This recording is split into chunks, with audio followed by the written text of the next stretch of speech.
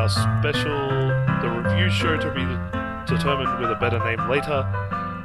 I am Mace, senior editor of the Outerhaven.net, and joining me, because it's movie-based, is our head of TV and movies, Sara. Hello. Greetings, and boy, have we picked something excellent to start off with, let's put it that way. The 1991 classic Beauty in the... Wait, no, we're not doing that one, are we? No, that's not the one. Oh no, we're not doing the one full of glitz, glamour, and great practical effects and Oscar-winning performances. No, we're doing the 2017 remake full of CGI and absolutely flat voices. Yeah. I was gonna say it's the one with talent and the one without talent. Yeah. big discernibles of two completely different styles of filmmaking and trying to tell the exact same story but also trying to flesh it out, which I found really weird. Yeah, and it's a tale as old as time, but it really only needed to be told the one time. Pretty much. For those of you who don't sort of get how we do movie reviews here at the Outer Haven, we do get spoiler heavy. We will go into story, characters, analysis, and all that type of stuff. So be prepared, we will be talking spoilers. But then again, if you haven't seen Beauty and the Beast, either the 1991 version or the 2017 remake, then what the hell are you even doing listening to this in the first place? This is mostly for people who have seen these things. Or who want to know why they should avoid seeing the 2017 version when their friends pester them about it. I'm guessing that's how you got pushed into it? Yeah, I had a friend who was just like, oh, it'll be fun. It's in Rococo style. You love Rococo. I do love Rococo. Like all the frilly, flowery bullshit. Like, I love that kind of aesthetic. But, oh my god. Like, I mean, we'll get into that. But yeah, that's basically how I got suckered into it. Yeah. Just so for those of you who have or have not seen Beauty and the Beast, pretty simple love story formula. Prince is basically thinking his shit don't stink.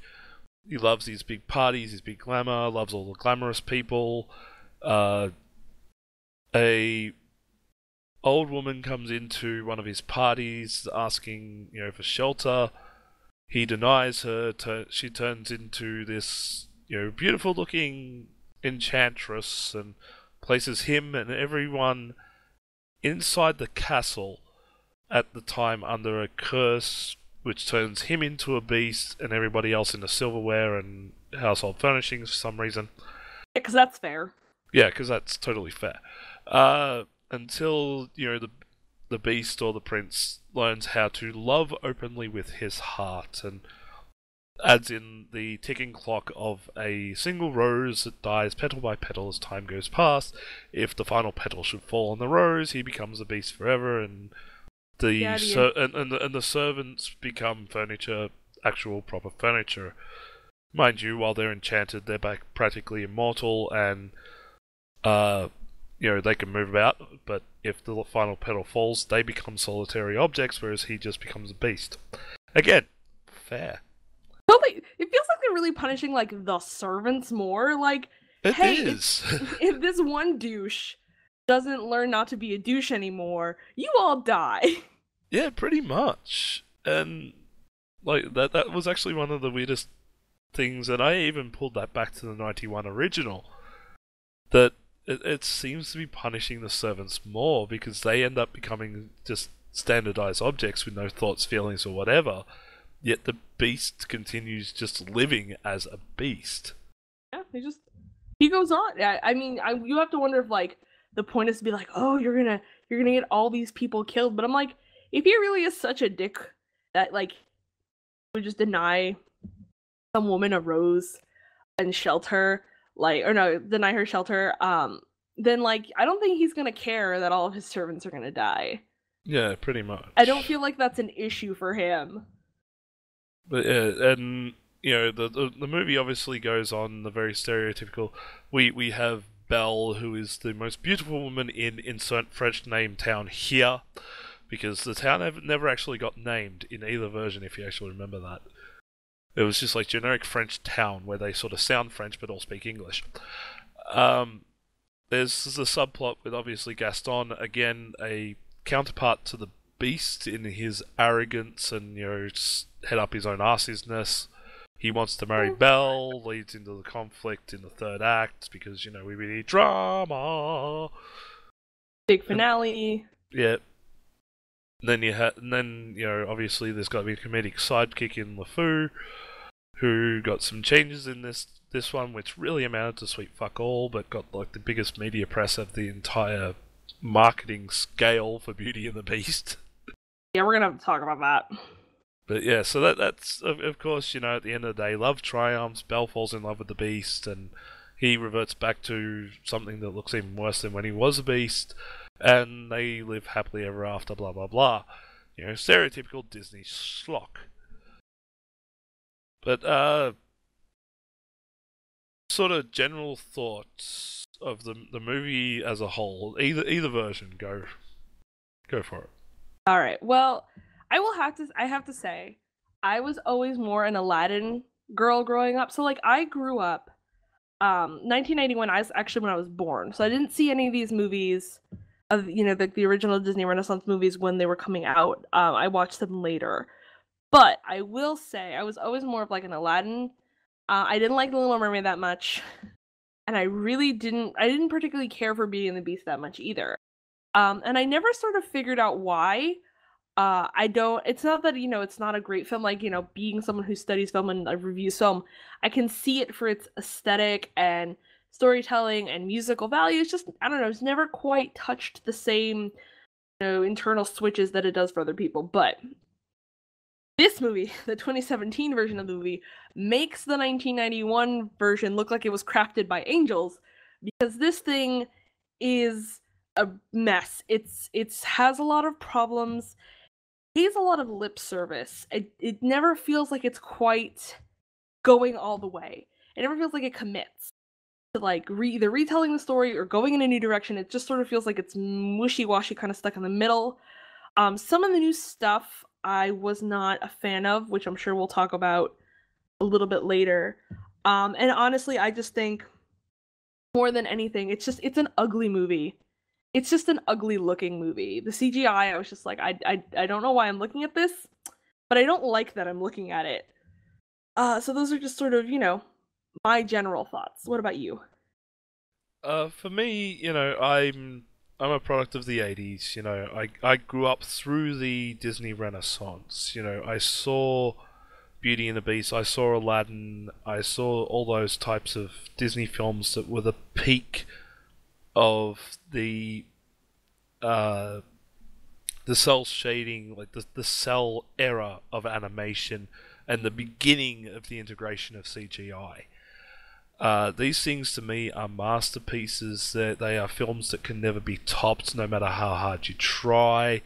They were essentially Disney. When at the time when you'd say,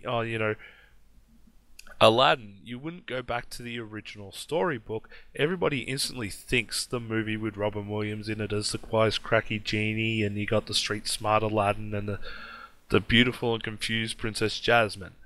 You say Beauty and the Beast, everybody thinks, the songs of, Belle's one that she has at the start of the movie, where she's basically going, "I wish for something better." I wish for adventure in the great wide somewhere is actually the fucking lyric, which is to say, I kind of want something different in a very vague sense. Yeah, and then you had, Gaston, the song Gaston, which was all about, how manly am I? Even, other films like Aladdin, you had Friend Like Me, which was this big upbeat boppy thing, and it integrated so well with the story and really gave you an idea of the character of the genie. Fast forward to today, I don't know what happened, but a lot of that magic doesn't work with live actors, and it sure as hell doesn't work with CGI. Be our guests, sort of as we go through songs later, I found that to be an absolute abomination compared to the 91 original. And, Gaston is my favourite song of Beauty and the Beast, the original soundtrack. This version just made me go, oh my god, why? It was a mess of a film, and you could actually tell who was putting in effort and who wasn't. And that was my biggest gripe with the film. You could take a look at the actors playing their parts, and you could go, you're putting in effort, you were doing this for a paycheck. And when you can tell that in a live action movie, it draws you so much out of the story. Wholeheartedly agree. And I would also like, as the judge I am, if it's okay, I would like to bring in a third version. I don't know if you've ever seen this version. The original La Belle et la Bête, the Jean Cocteau version. I have not, unfortunately. Okay, I will just put it. I know most people haven't. Coming from a Spanish family, I watched a lot of foreign films growing up. It was from I believe the 40s, maybe the 50s.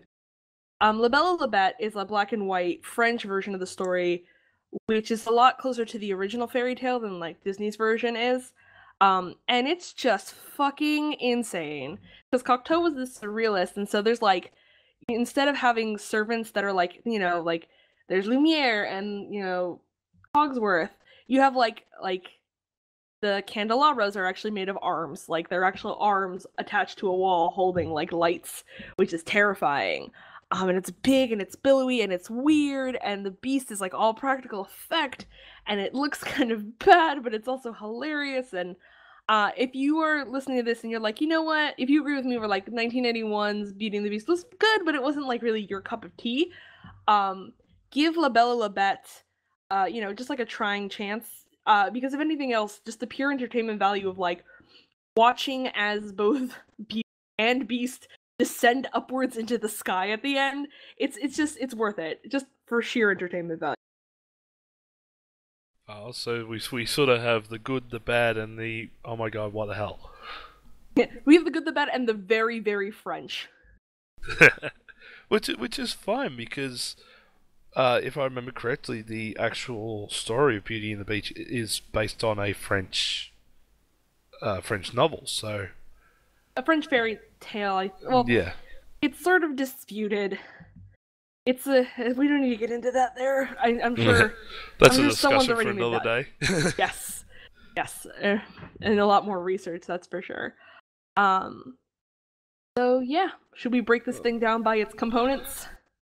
Oh yes, please. Do we want to start with characters or song?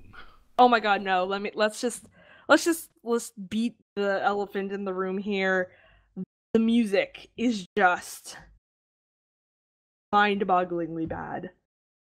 Oh yeah.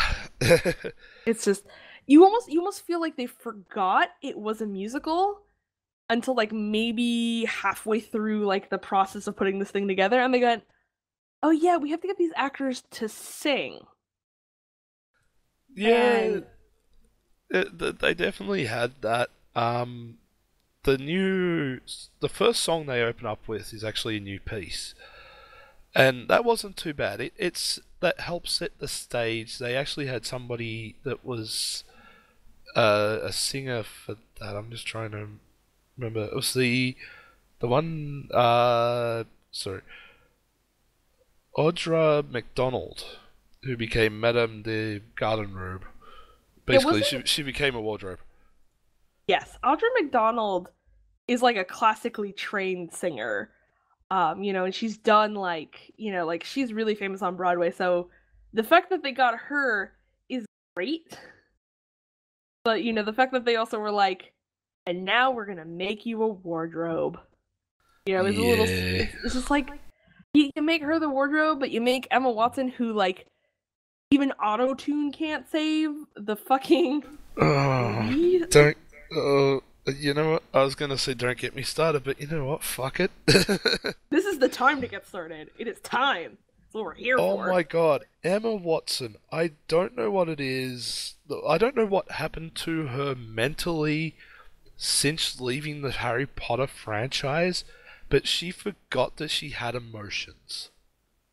Kid, it's like this movie. She's just sort of like vaguely nice and just like, or like, oh, Like, everything is so sad. well, it wasn't even that. She didn't even display anything. She was on a flatline emotion scale the entire movie. Like to compare it back to Paige O'Hara in the '91 version. You know that one line that we said earlier. I'm looking for adventure in the Great White Somewhere.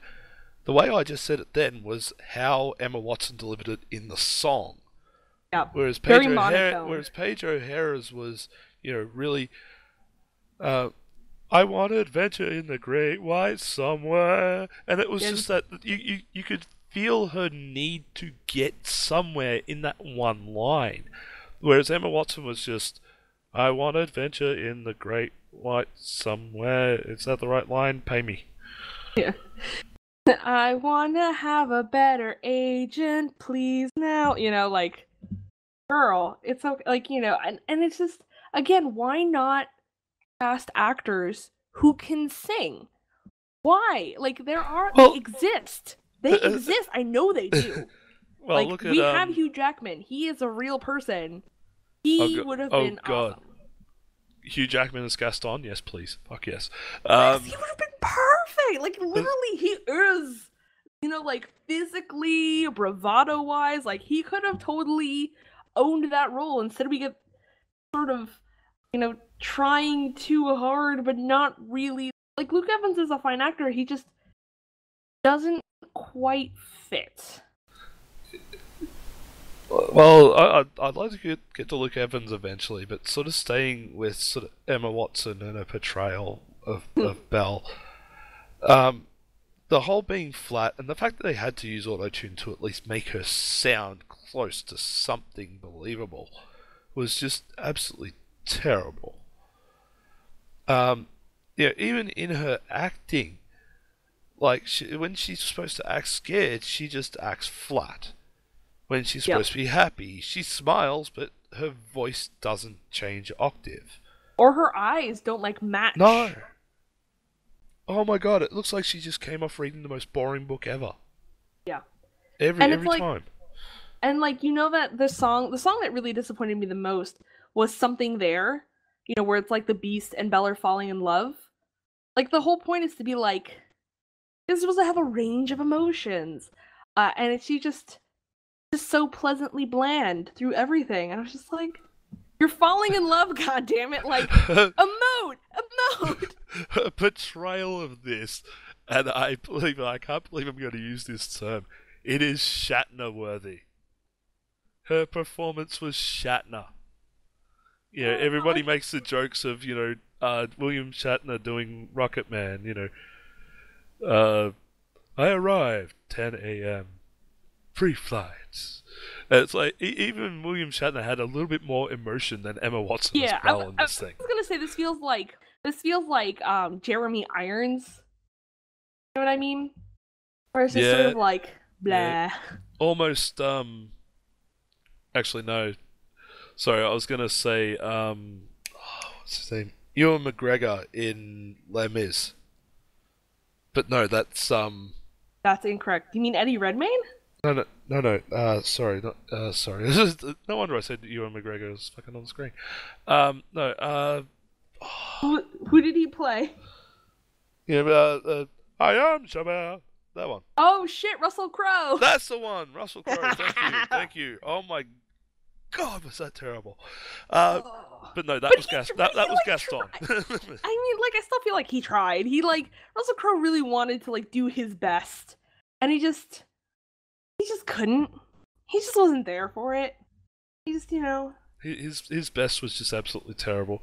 By the way, if you ever want to find a really, really funny review of Les Mis, go and check out the Nostalgia Critic version. Yes, because they do it in the form of a musical, and it's just absolutely friggin' hilarious with Brental Floss. Brental Floss and everybody. Yes, it's so funny. But yeah, just keeping back onto this. I guess next we'll sort of go with Luke Evans as Gaston. Surprisingly enough, as little as he is, and I feel they've severely reduced the character and role of Gaston in this film.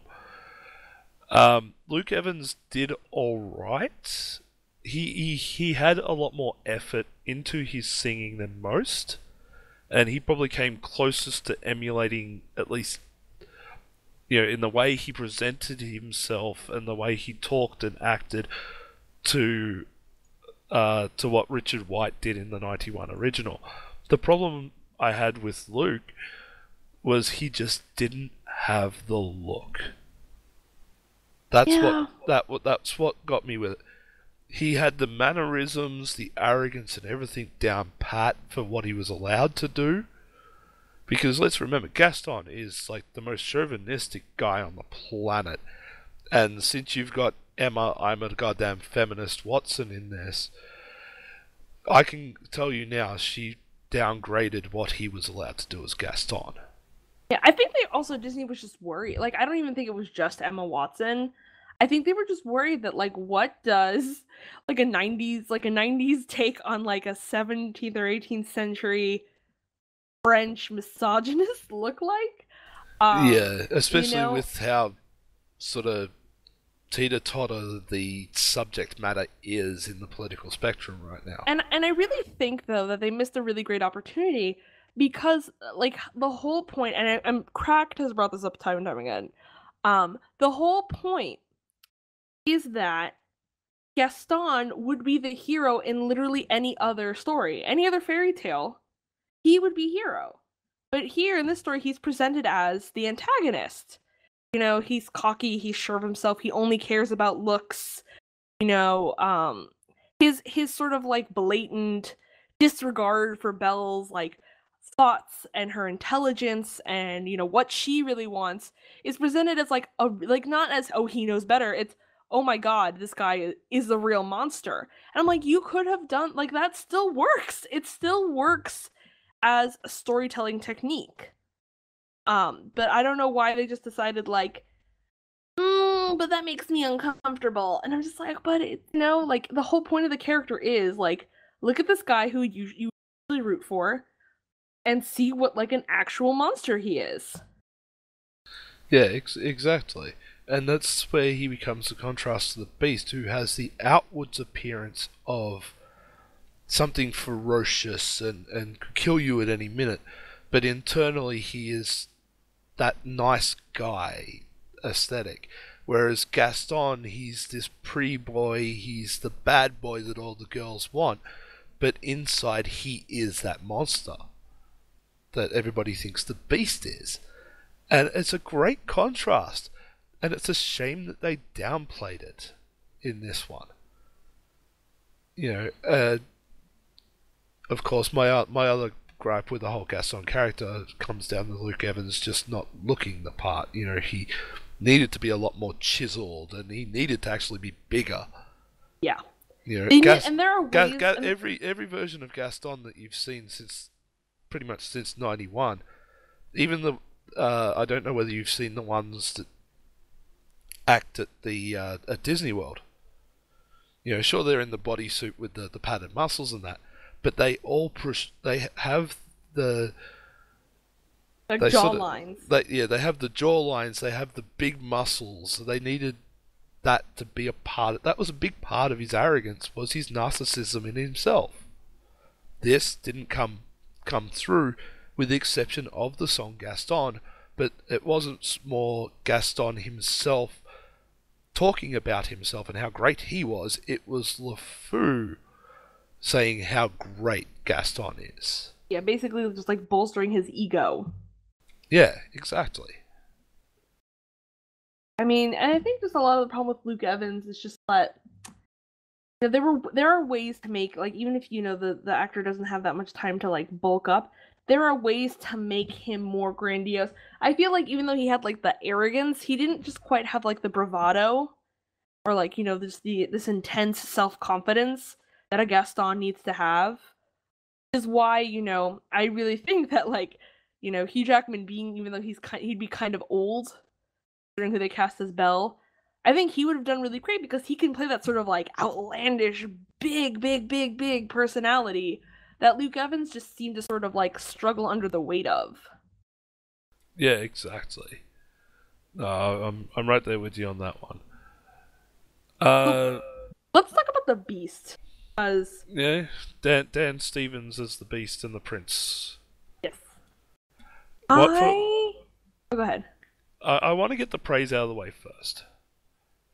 The CGI job and the practical effects makeup combination that they did with him and the Beast, spectacular. It moved a lot better than I thought it was going to. Like in stills, it looks really ugly to me, but like in motion, it works. Yeah, and it wasn't just the fact that like a lot of people who play this part will play it as themselves, just wearing a costume.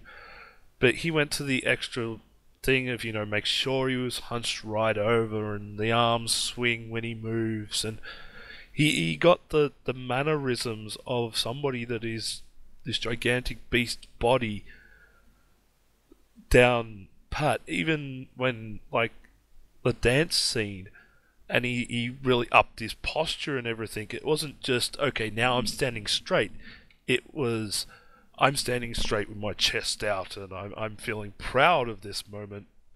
And then when he gets confused, everything sort of sinks and he's like, wow, this is happening type thing. And a lot of it comes down to just the performance of the actor. And I thought that was really well done.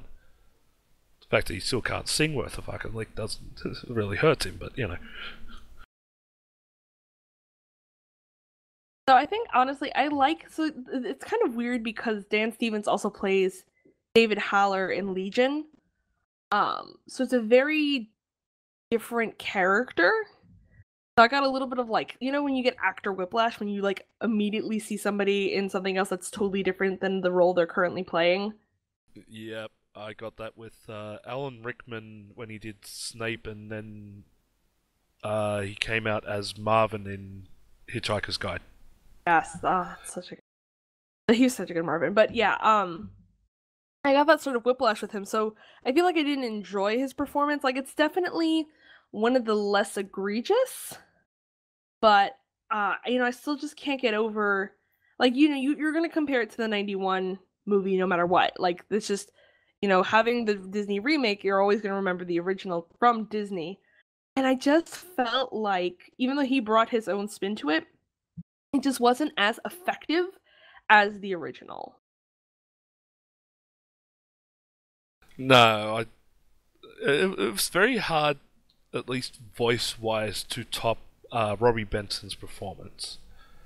Like he just managed to have the natural talent to go from talking really nicely to when he got angry, he had that big beastly growl in the back of his throat. And when he was kind, you could hear the kindness in his voice. I just don't think Dan captured that type of voice work, Yeah. and he Doesn't have needed that that extra range. help. You could tell he was helped in the post mix with some of his like getting that growl over. So I mean, he was fine. He's definitely one of the not worst parts. But I was just, it's just a little disappointing. And again, I think maybe the whiplash sort of affects my opinion of him a little bit more. But definitely something I noticed. Yeah, but I will give the overall story this. They did flesh out the backstory for the prince. It wasn't just he was a guy of privilege who grew up in high society and therefore he expected everybody to be of high quality. He actually was abused by his father and basically brainwashed into this mentality, which gives you a little bit more sympathy for the beast's plight later. Which I thought for something that was added, it was actually something that was warranted. And the original 91 film, like when people criticize it because they have to find something to criticize, they're often like, but wait, like he was like the timeline, like he was like 12 and some random ass stranger comes up to his castle, which, by the way, why is he opening the door to? And asks to come inside, and he's just like, no, which is the opposite of every stranger danger lesson your parents, your neighbors, and your school ever taught you. And then punishes him for like common sense. So the fact that like they sort of fleshed it out, so it was like, yeah, no, like this was not the right thing to do. It's very important you understand like what's happening, why this is an act that he quote unquote gets punished for, even though technically like the servants get punished more for it. So to me, I'm glad that there was that, because that's one part that everyone's always poking holes in. Um, but it's also just sort of nice to see it. Like the stained glass window thing was cool in the 91 version, but it just doesn't give you the depth that you need to start sympathizing with the character earlier on. Or not sympathizing with the character earlier on. Well, being able to build sympathy for the character at all. Yeah. Yeah. Alright. Can we talk about LeFou real quick? I was about to say, let's talk about LeFou. We have to talk about everybody's little frozen dumpling. I mean, he is a very good singer, and like he is the kind of actor that I would be like, yeah, that's a good LeFou. Singing wise, he was a standout, I reckon, of the entire film. Oh yeah, for sure. Besides Audra McDonald, but yes,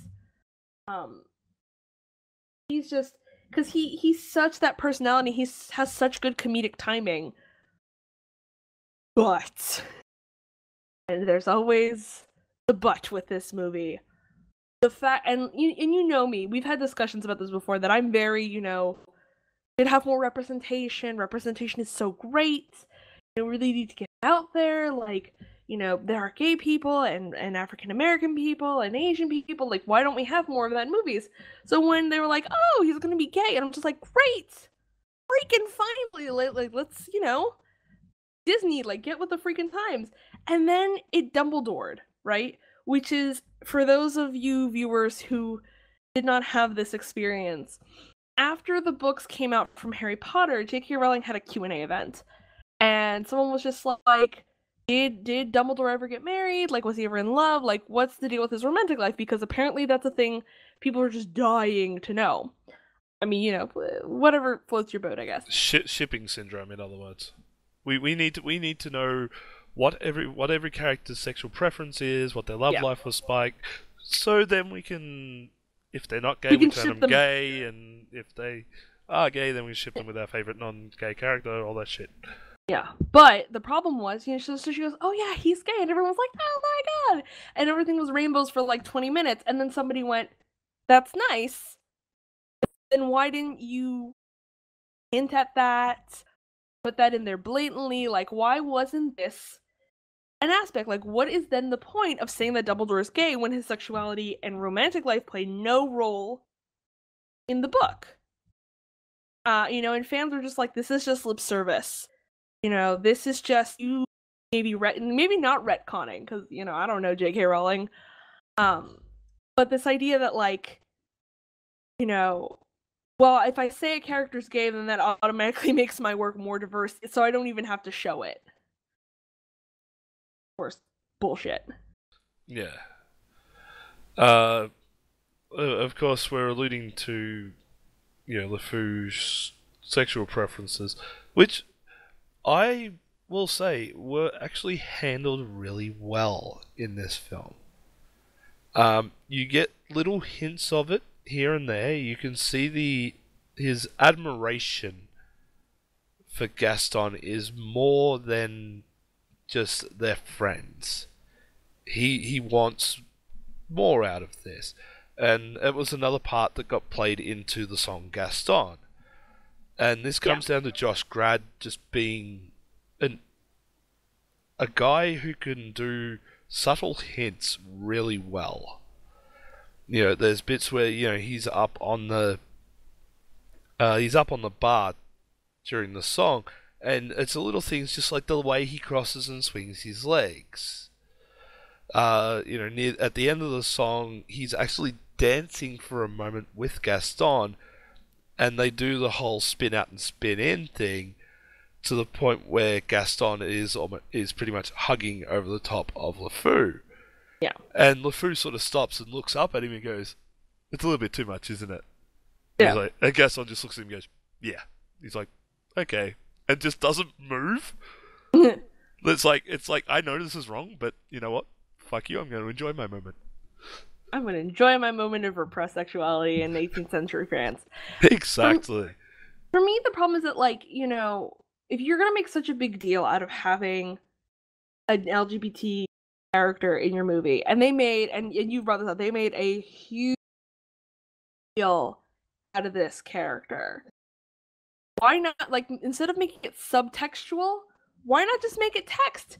Make it like a thing. Like either don't make a big deal out of it and have it as subtext, which is fine, or have it as actual honest to God text in the film.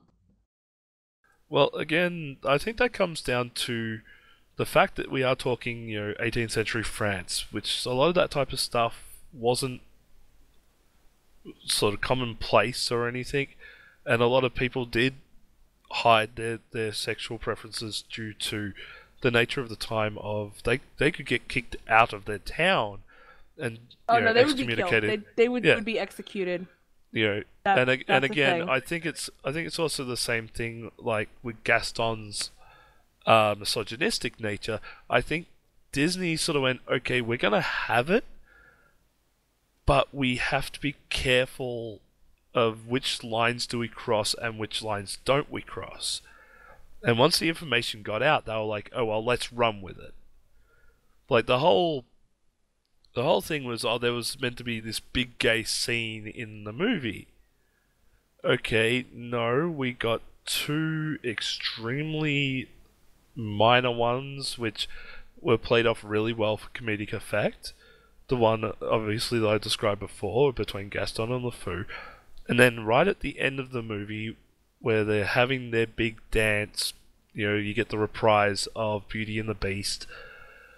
For all of literally 2 seconds of screen time, when they change partners, because it's one of those old school dances where you change partner about 7 times during the dance, LeFou ends up with a guy.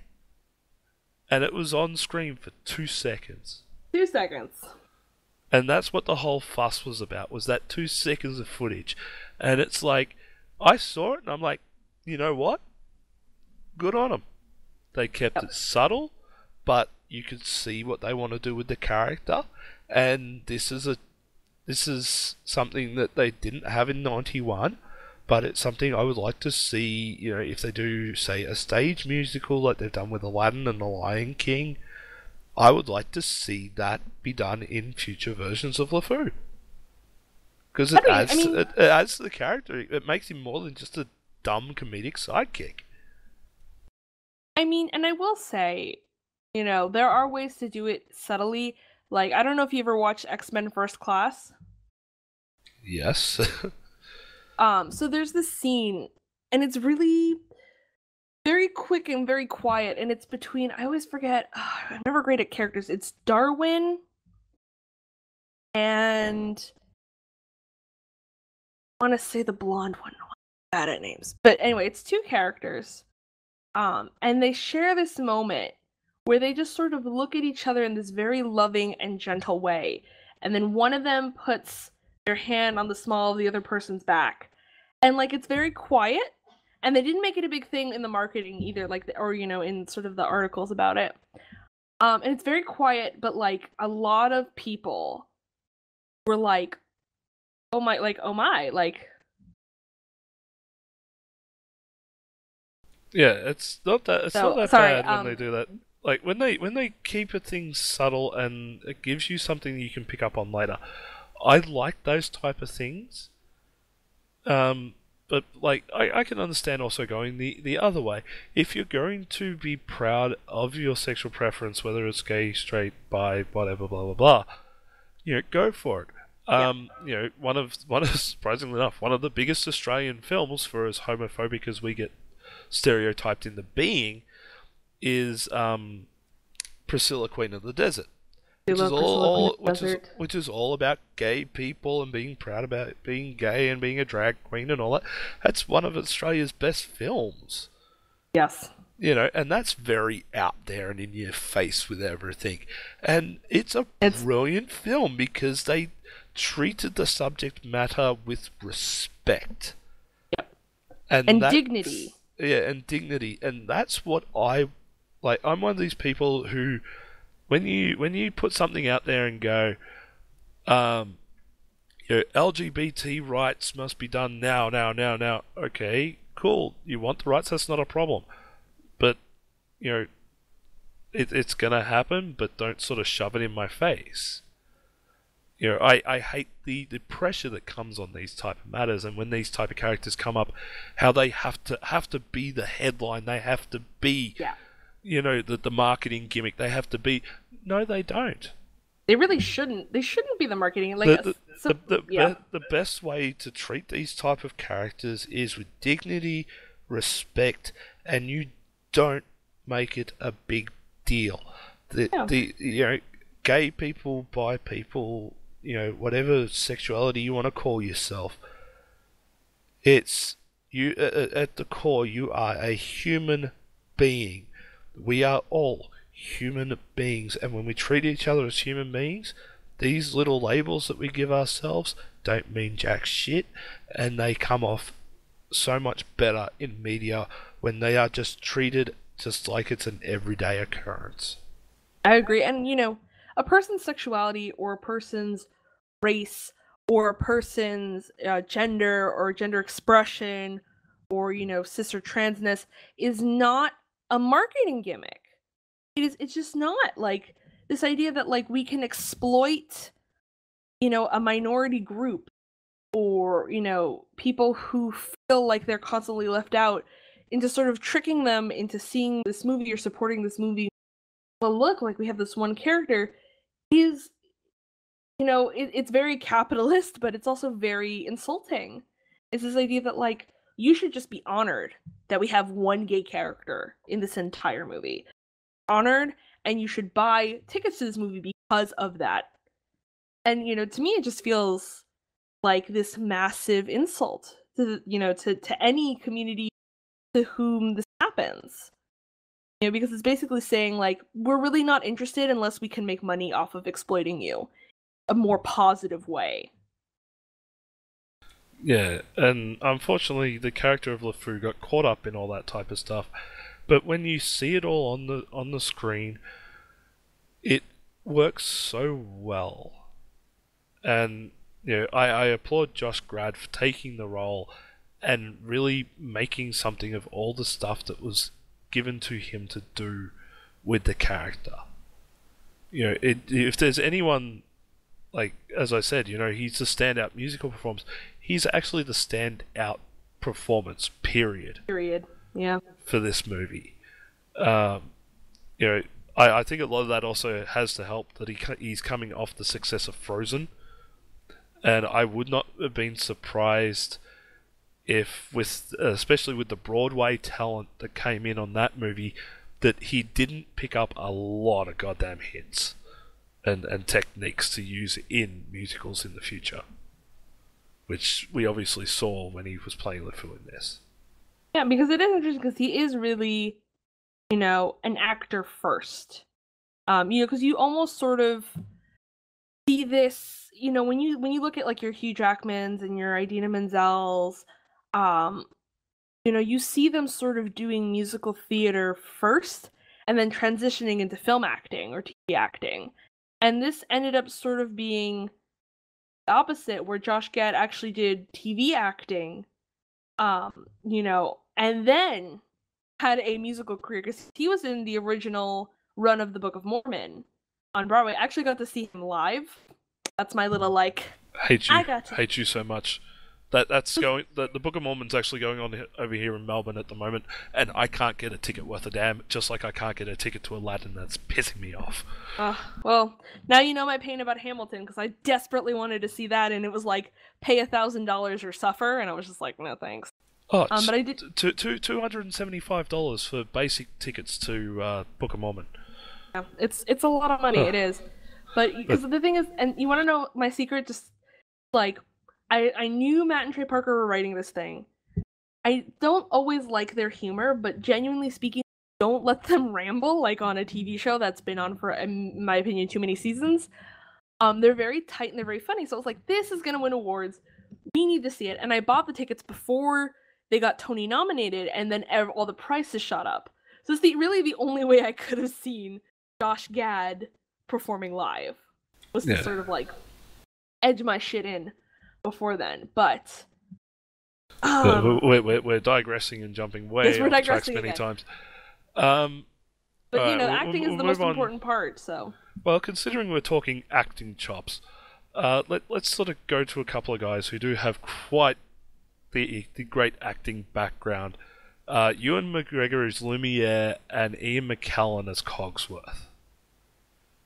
You can't talk about one without the other, really, both of these characters, because they spend 95% of the movie playing off each other. I love them.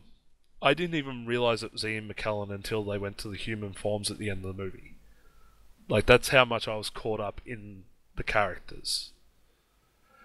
Obviously Cogsworth being the clock and Lumiere being the candelabra. I thought these performances were easily on par with the 91 film. Where we had Jerry Orbach as Lumiere and David Steers as Cogsworth. To me, honestly, like, and this part kind of sucks because the truth of the matter is the comedic side characters are like the best part of the movie. They just are. Lumiere and Cogsworth, and even Mrs. Potts, Emma Thompson, just have these moments. And you're like, can I just watch this movie? Like, them? Because I don't really care about the romance going on over here because Emma Watson is just sort of dead inside. So that to me was just, in a way it was great because it gave me something to like actually care about, but in a way it was also tragic because it's clear that I was caring about the wrong thing.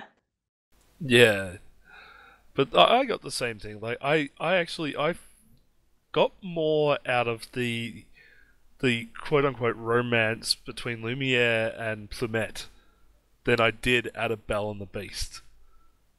I know that's probably bad because I was more interested in the romance between the side characters than I was the mains, but it was just the performances of them and the way they looked and the way they animated it. Of course, the characters being CGI. It just works so much better, and I don't know if it's just not having to be the motion capture for those characters and just relying on their voices. But I felt a lot more emotion, I felt a lot more connection to these characters than I did the mains. And of course, Cogsworth, just being this brash clock who's sort of, all prim and proper, but at the same time, it's like, he's scared of the beast, as Lumiere keeps, every time Cogsworth would sort of get up and go, "Oh, I'll tell him a thing or two," Lumiere would be like, "Ah, master, you're back," and he'd be like, and Cogsworth would be like, "Oh, sorry, I'm not saying nothing." That type of stuff was just great, and I wanted to see more of Lumiere and Cogsworth in this film than I did anything else. Yep, and that's really not how it should be, but that's how it was. So, I do want to touch on.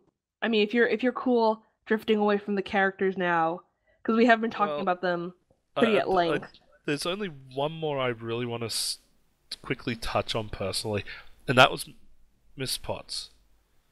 Emma Thompson did a good performance in the speaking role.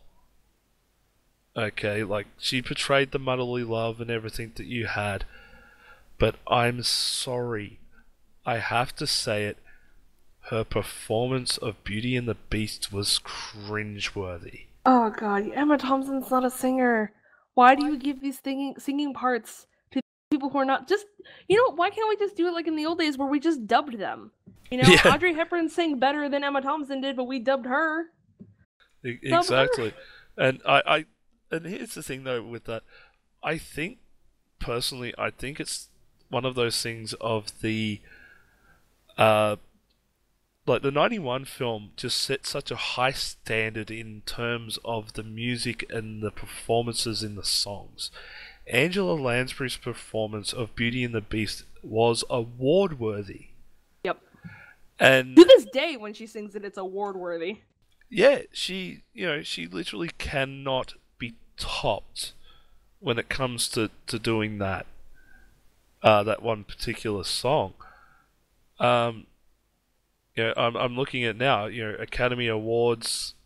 Yeah, she actually won the Oscar for Beauty and the Beast. I don't like it's you can't top that performance. You can't. Really shouldn't try. Is also the the point. It's like, yeah, okay, you can say, not even try, but they've got to try to some degree. And you just don't get the same feeling out of Emma Thompson's performance of Beauty and the Beast as you did out of Angela Lansbury's. You know what I kind of would have liked? And just follow me on this painting I'm making right now, right? Have the scene, they're coming down the stairs, right? And then just as they do, like the whole staff is gathering around, and just there's like a cart, really old looking teapot, and it's the Angela Lansbury teapot. She's like a grandmother instead of a mother this time. And then she sings Tale as Old as Time, and then everything is better. Yeah.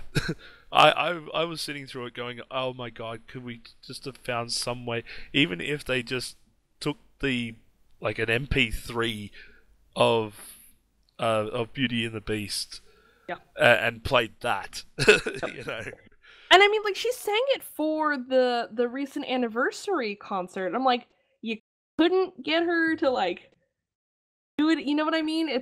Yeah. If you were going to get anyone to reprise their role in this, it should have been Angela Lansbury for Mrs. Potts. Oh yeah. I didn't like Emma Thompson's Mrs. Potts that much. I didn't think it had that sort of like, I don't know, Emma Thompson, maybe it's because she's super British. She either comes off like a little too like joking, haha, or a little too like stern. But I never get that super motherly, like, Currier and Ives Christmas picture, warm, cuddly mom from her. Or warm, cuddly anything, Yeah, I definitely agree on that. So I was hoping, real quick, because I know we've been talking for quite a while, about the aesthetic. So we talked a lot about, CGI, which to me was actually a really big turnoff when I first saw the trailers, because I thought it looked, I was just like, this is ugly. I don't like it. I'm not into it. It looked like in the original trailers, when I saw some of the first original clips, it looked like somebody was trying to create a stage musical and then filmed it from the audience. Yeah. And that's not the look you want for something like this. And then the final product, I don't know if they polished it a little more. I don't know if it just in motion things looked better. But for the most part, it looked fine. It didn't, to me, look great. I think they did some very original stuff with the CGI characters. And I think you're right that like the performances were bolstered by the fact that they're voice only. But I do not think that like a lot of the other design choices, like the dress, the freaking iconic yellow dress that every little girl wanted, and I'm sure, some, young boys and other non-binary people also wanted, because it was beautiful and just thoughtful, and you see cosplayers replicate this dress tons of different ways, and we get like the ugliest bargain brand version of it. And I'm telling you, when I saw it, the literal like like sighs of disgust in the theater were just you could hear them resonating off the walls. Just like, what the fuck did you do? It was cringeworthy. Like some of the costuming for the beasts was great. Surprisingly enough, his overcoat for that same dance scene looks like it was pulled straight out of the '91. Yes, absolutely. And yeah, I don't know what it is about that yellow dress. Like I have procured a digital copy. The digital is out now, by the way. Um, I don't know what it is about that yellow dress. Just does not work. And again, I as much as I don't want to harp on Emma Watson, I think a lot of it has to do with the fact that she just does not look comfortable in a dress. Or at least she doesn't look comfortable in that kind of setting. Like, to me, I'm just trying. I think the big problem is she's not a classic looking person. She's more of a modern age. Yeah, definitely for sure. I think also just because like the way that the skirt, like it's just very plain. Like the original dress had lots of like really beautiful detail work on the skirt. Like it is very Rococo. Like it's very fitted. It's got lots of great lines. It's got so much wonderful detail. And this was just sort of like I put a bodice and a skirt together and I sewed them, so now it's a dress. It just doesn't have those same beautiful lines. And people were so disappointed, and I just, I can't blame them. And part of me, and some of the reasons why, or like potential reasons why, was like, well, a dress like that would have been too heavy. And I kind of want to be like, Ginger motherfucking Rogers, queen of the early dance movies, had to dance with weights tied to her dress so it would flow correctly and still look flawless and airless. The very least you can do is put some detail work on that skirt. The very fucking least. I ain't saying that that Emma Watson has to be Ginger Rogers, but does have to try. You need something close, and I think I need effort. Again, it's like to give you an idea of sort of my obviously I'm male, so therefore fashion doesn't mean much to me. My male brain, jeans and a t-shirt is great. I think the idea behind the dress, like they wanted to flow, and they wanted her to have a lot of free movement. Whereas if you actually look at the style of the time, that bodice that she has would have been also a corset, which would have been very restrictive on her upper body. Yeah. And you can tell by looking at the costuming, she doesn't have that in this movie. And she doesn't have a lot of the excess underneath to billow out the skirt, as you were saying.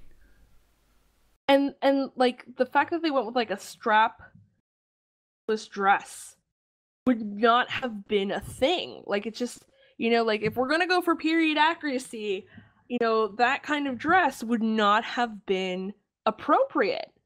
It certainly would not have been, the choice that they would have gone with. If you look at the original dress, it's off the shoulder, which was a big thing at the time. Wore full-length gloves. So there's not a lot of arm exposed. Like this just wasn't a thing that was done. The fact that they're like, let's just make this ugly and anachronistic. Just like, what's the point? What? Why? Why would just go get a cosplayer to make your goddamn dress? Okay, just have someone who knows what they're doing. Make this. It is a gigantic contrast to the final scene where they have the ball and everybody's in the white dresses. Everyone's wearing bonnets and they have the full-length sleeves, and it's very, I guess these days we call it curtain-esque. But even Emma's dress in that is trying to stand out too much. And I just don't think it sort of worked with the general aesthetic and tone of the surroundings, which is really patterned. Annoying. Yeah, like they had an idea about Rococo style, and again, as somebody who like really likes this kind of aesthetic, just like you got it so wrong. And when you look at the other background dancers in that scene, they are period appropriate for the most part. Like there's some things that you're like, but they're period appropriate, and like she's just in this like weird, like they would not have had that kind of fabric. That patterning is really odd, and they would not have gone with something like that. The sleeves are wrong. The way it's pinched is wrong. It's just sort of like, look, I get it. You're a fantasy film. You don't have to be historically accurate. But then don't put her in this horrible dress that is already ugly and looks nothing like the other dresses the other people are wearing, which are more period appropriate. Yeah, like even for me, like in so going back to that final scene, that even the suit that the Beast is wearing looks wrong for that time period. I Yeah, mean, the blue one like that the would one be he so exciting. that the dark blue one he has in the Tale as Old as Time scene was perfect. Why didn't they replicate that? Why go with like a baby blue looking like it came off somebody your grandmother's couch looking monstrosity in the end? Yeah. And yeah, it's I don't know, it's like Definitely. the whole aesthetic of everything just felt off for the time period. I mean, and not even like, and it's fine to have like anachronistic design if it looks good. But if it looks shitty and it's anachronistic, then you've failed on all accounts. Like, and even the ballroom scene and like the big ballroom scene with all the beautiful chandeliers, it just felt so dark and so unromantic and so just like, I don't know, it lacked that kind of like warm, inviting glow that the original 91 version had. And they just were not as creative with the camera angles. As I mean, again, it's a lot easier to be more creative with, angling and shooting when you draw everything. But at the same time, it just felt so cold. It's almost like they were like, we have to get the scene right, so let's put a bunch of money into it, but like not think about what it is exactly we're trying to do. Yeah, and just sort of try and get things sort of wrapping up here because we've been waffling on for quite a while about this, and I'm quite There's sure so many feelings. we could waffle on for about 14 hours about this everything that's wrong with this film. I will say, the ending, like before the big ball scene, you get the thing, the Beast is shot, he's dying, he dies, the last petal falls. Then the Enchantress comes out of fucking nowhere and is like, oh yeah, I'm just gonna reverse this flower. You know what it reminded It's like, really? plot twist. No, what it reminded me of, and I swear, and I didn't make this connection at first, but my friend made it for me. It's like if you've seen American Horror Story Coven, there's a moment that got turned into a meme that was surprise bitch, bet you thought you saw the last of me. I swear to God, the minute she came up, I had the exact same feeling of like, surprise bitch! Yeah, Bet you thought you'd seen the last of me! pretty much. It was like, oh, I thought they were I thought they were actually gonna go and, like, I could see that they were gonna do the whole, the Beast dies, but her love brings him back and breaks the spell at the last second. That type of thing. I could see that coming, and to be honest, I would have bought that more better than, oh, he's dead. We're going to give you this moment where you think we're going to go out on a dark note, and oh, here's the Enchantress walks up out of fucking nowhere, swings her finger around, and it's like, oh yeah, I'm going to rewind this flower like it's rewinding a videotape. Yep. And oh yeah, by the way, spell's broken. Congratulations, enjoy your happy ending. It's like, Yep. what? Why did I put this curse Like, on this one random guy? No fucking idea. Yeah, like why even bother doing the curse in the first place and saying that he has to, to love and be loved if that's not what broke the spell? Because at the end of the day, it was literally the Enchantress rewinding a fucking flower that broke the spell. Yeah, literally, or that like gave it just enough time. Like, basically, you input a cheat code, and you bought yourself some more goddamn time. Yeah, like even like again, like I know we've said compared it a billion and one times to the 91 version. Even the 91 version, it didn't happen. Like she did it just as the last petal fell and it hit the ground, so that it still had that moment where everything was fine. It was that literal, defusing a bomb with 2 seconds left moment. Whereas this one, the beast had died, the last petal, well, it truly fell, turned black, it lost all its color, it was dead. Most of the staff had turned into the furniture objects that they were going to be when the curse becomes 100%. By the way, the footstool as the dog in that moment almost made me cry. Because he goes up to the wardrobe first and he's like, oh, you, and then he turns around to the piano and does the same thing and then just curls over. That was heartbreaking. Yeah. But they knew how to punch your heart in that one. Oh yeah. And they really tried to drain as much hope as possible out of this version. With everyone, turning into the objects, and they were the objects for a few moments. And then it was like, oh yeah, hi, I'm the Enchantress. I'm just going to lift this spell for no fucking reason. She didn't even say that she loved him. Like, Belle never said to the beast that I love you at that time. And, the curse had been 100%. At that point, it should have been game over, tough shit. Yeah. And then all of a sudden she just walks up and is like, oh yeah, I'm just going to reverse this flower because now you seem to love this guy. You seem to. You haven't said anything, but I'm just going to go off what I'm seeing here for the first time. Yeah. And also it's like... And also this idea that, like, why does that have to be said? Like, was that... I don't remember if that was a stipulation that it has to be, like, out loud, but, like, shouldn't the moment they'd fallen in love been like, boom, it's done. Yeah. You did it. Yeah, that's exactly. Congratulations. The movie should have ended about an hour earlier than it did during the whole, hey, I think he's not so bad song. Yeah, or even like the dance part where they're clearly like feeling it, and he lets her go. That should have been like the, aw, look, you fucking did. Like, I don't understand why. Like, this curse makes no sense. Like, to love and be loved. So he clearly loved her. And, like, she loved him, but was more, and also, other point, why did not the love, because, like, there's definitely, like, a lot of, like, caring and kindness amongst the servants. Like, why did it have to be romantic love? Why couldn't it have been platonic love, or maternal, or familial? Like, the fuck are you, like, does their love just not count? Or hell, just having the beast having generalized respect and kindness towards his servants should have been enough. Yeah, enough to show that he broke his selfish bullshit ways.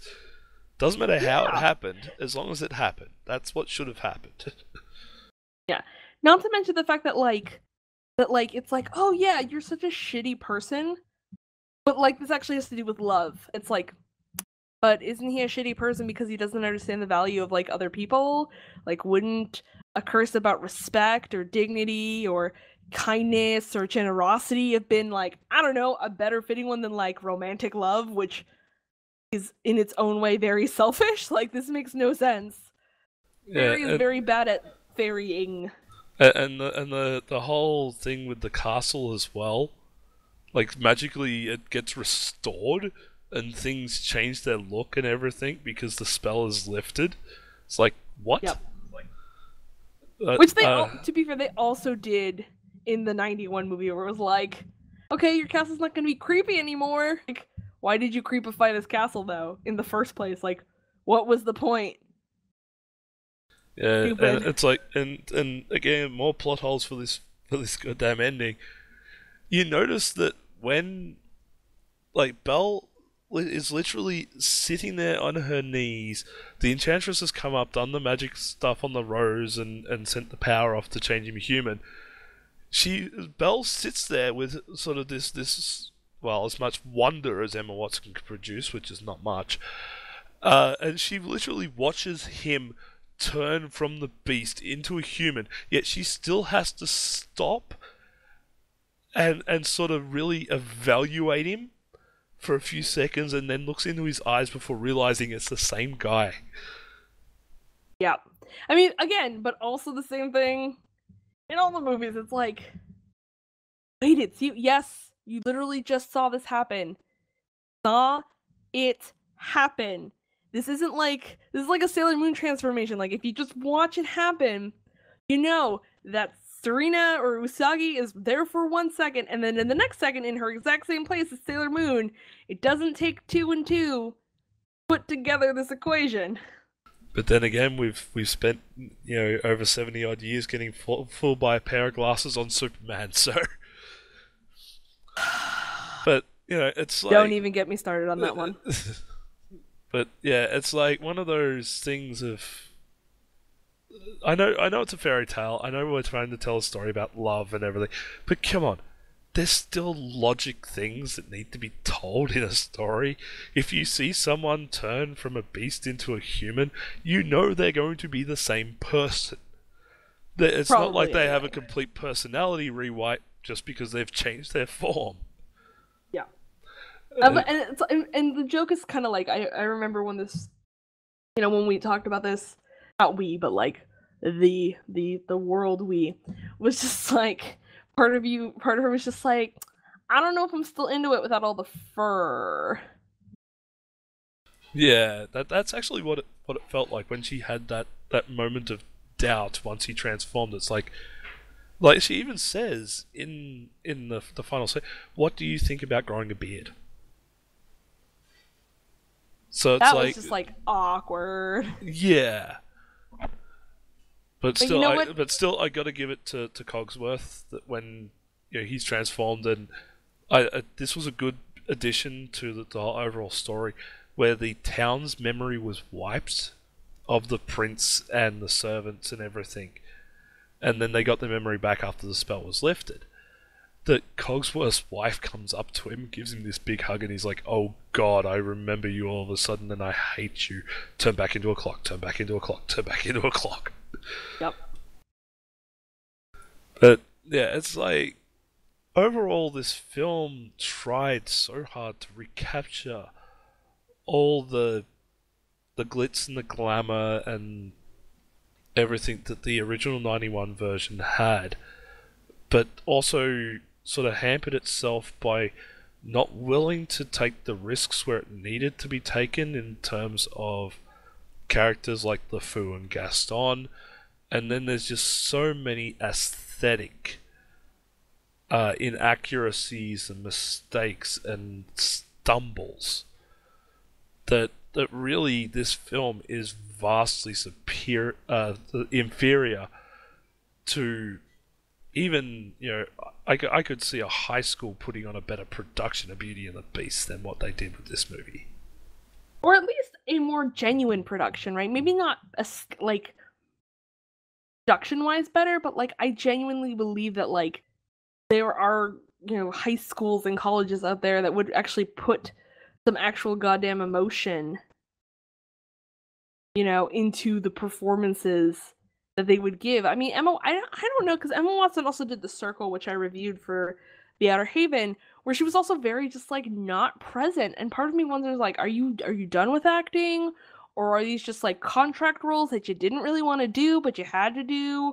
Or, are you just bad at this thing that you used to be pretty solid at? I don't understand what's happening. Yeah, I've got a feeling that she's really soured on acting after Harry Potter. She did those roles, she made a lot of money, she's also gained a lot of fame. I don't think she's a fan of the fame that came along with the role. And I think it soured her passion for acting. If there's anything that really shows that passion is no longer there, it is this movie. Like this could have been a breakout performance. This could have been something that she should have gotten Oscar nominations for next year. But I can guarantee you, this film won't even be on the Oscars radar. Nope. It's done that badly. And honestly, I was kind of hoping that this would kill the Disney remake train. but At it made $1.2 billion? Hell no. yeah, I was just like, but then it made a butt ton of money, and that train is chugging along. Yeah, So after seeing this, like the Jungle Book wasn't that bad it for a was live action. new. Yeah, It did. It yeah. Go ahead. it was different, and you saw that. But this, where they almost tried to stick way too close to the '91 original, I'm like you. I was hoping that this thing would bomb at the box office. That the nostalgia dollar wasn't going to drive it, and it was going to kill off the whole idea of we're just going to live action remake all our movies. Because now I'm worried about what's coming next. God forbid and strike them down if they ever even mention the idea of trying to do a live action remake of Aladdin. I feel like we are not at a place. First of all, Robin Williams. Second of all, we are not at a place in our cultural miasma where I would feel comfortable. I'm still uncomfortable with like Mulan, where they're like, I don't know if we need a Shang. Why don't we just put in a white guy? Stop putting in white guys. Stop it. Like, I get it. They're everywhere. Put them in other stuff. You have plenty of other places. Like, you don't need a movie about ancient fucking China to put white people in it. You don't need to do it. Like, you don't. And then the Little Mermaid. You don't need the Great Wall that shit. Yeah. Oh, but I mean, at least even Great Wall was just kind of like, this guy is useless. We're just sort of here to like make fun of him, kind of, and then maybe have him save a little bit at the end of the day. But and then like the Little Mermaid, I'm just like, please, just don't, because I'm worried that you're gonna go real offensive with the Jamaican accented crab. Like I'm ready for it. Like, I'm ready for it to be bad. Because I think Disney wants those beautiful nostalgia dollars, but it's sort of overlooking why, or doesn't quite understand why those movies were so powerful in the first place, which for movies like Mulan and The Little Mermaid was originality, innovation, creativity, bringing together talent that didn't really get to see the light of the day, as often. And now it's just like, just put it through the fucking machine and pump them out.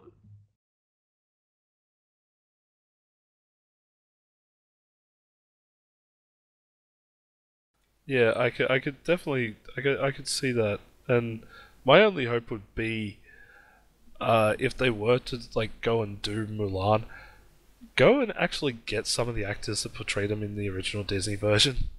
Yeah, why not? Or like, I don't know, like get Jackie Chan in there. Like, just he was in the Mandarin and the Cantonese versions. He doesn't even have to be Shang. Just have him roaming around. Him there. I don't know. It drives me a little bananas. Like, believe me, like I'm like if you're gonna do something like that with Mulan, okay, yeah, you're gonna have Jackie Chan be the emperor. Oh, it'd be so fun. He's getting older, and he pulled the emperor off really well. There are young Asian actors out there that could pull off the role of Shang extremely well. Oh yeah, absolutely. There are some really jacked bodybuilding beasts out there in the Asian community that you could get in to play the Mongol brain fart. I can't think of it either. Oh. I was gonna say Shere Khan, but that is also Jungle Book, so that makes no sense. Well, the listeners know who we mean. They know. Yeah. The Mongol guy. Him. The dude. But I was gonna say that, like, Daniel Day Kim would be a perfect match for Shang. Like, he would just be perfect. Like, he's got, like, the serious look, but he can also do comedy. Shan Yu. There you go.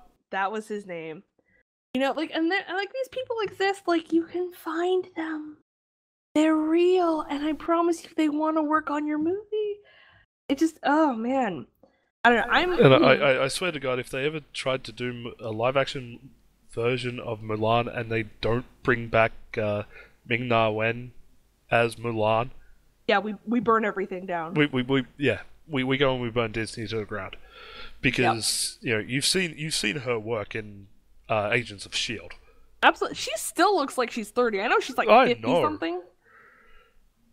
She even made a joke the other day on her Twitter about that. The doctor looking at her chart, going, "Hold on, you're how old?" She's so young, and and she can do the martial arts stuff. So it's just like She was Chun-Li in Street Fighter: Legends of Chun-Li. Yeah, just Oh no, sorry, sorry, she wasn't. The 95. Sorry. Yeah, the original Street Fighter. Yeah. Just let her do it. Just fucking let her do it, man. But let's hope Disney doesn't get that far, please. Disney, please, just listen to us, please, and give up on the live action remakes, please. Disney, don't do what Sony did with The Amazing Spider-Man. Don't crank these bad boys out just to be soulless pieces of capitalist garbage, all right? Be innovative and creative and new. Do something interesting, like the whole the movies that we loved the best are the movies that take Disney out of its comfort zone, that try new things. Sure, they don't always pan out. They're not always the best, but at least it's better. Even the movies that don't do great, like Treasure Planet, Lilo and Stitch, The Emperor's New Groove, they're beloved. They're beloved because they're so original and different and thoughtful. And these remakes are just like, I don't know, slap some money together, make this remake. It'll make a lot of money, but we don't actually have to put any real effort into it. Yeah, exactly. And when it comes to characterization, if you're gonna turn around and make a change like making LeFou gay, do it and push it. Don't push it in marketing, but push it into the character and make it obvious. Make it a part of the character. Don't do it subtly. Yes. Just get out there and do it. In a character like Gaston, he's meant to be a misogynistic piece of shit. Then do it. Just because the landscape has changed in the way people perceive these things between 1990 and 2017, don't be afraid to push those barriers. Because at the end of the day, if these groups turn around and say, "Oh, we're going to sue you," or "We're going to picket you for misrepresentation," or whatever, you're the mouse. The mouse has a fleet of lawyers. The mouse is one of the most powerful corporate entities in the world. Yep. Do not be afraid to make the mouse go Sig Heil and just stomp all over these pieces of trash. I am a little uncomfortable with that Sig Heil part. But sorry, but have you seen how much of a monopoly and how much they trample other companies? Yeah, there's a comparison between a mustache and a mouse.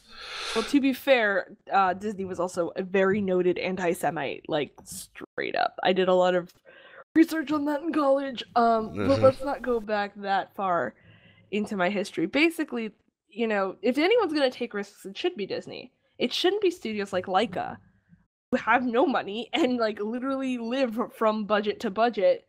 Disney can do whatever the hell it wants. It just chooses not to, which is disappointing. Yeah, which is really weird because at one point in time, Disney had Miramax, which was their riskier production company. Anything that was like the original Clerks or something like that, which was going to be outside of Disney's family-friendly vision, was put out to Miramax, which was just another.